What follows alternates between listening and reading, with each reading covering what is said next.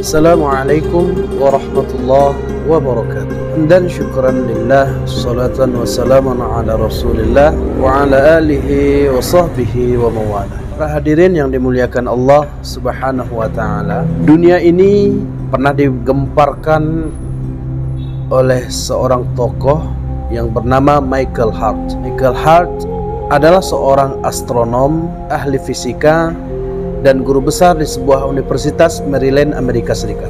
Yang menariknya adalah Michael Hart bukanlah seorang muslim, tetapi ketika ia membuat sebuah buku dengan sebuah judul 100 tokoh paling berpengaruh di dunia.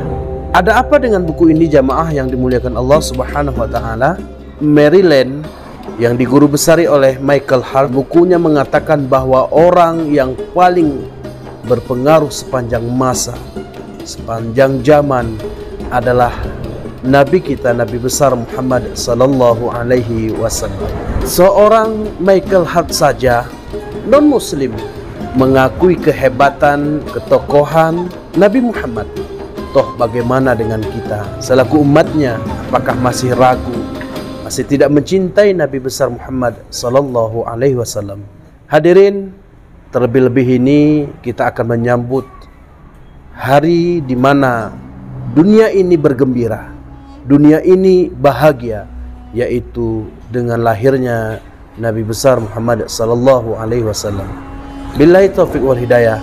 Wassalamualaikum warahmatullahi wabarakatuh.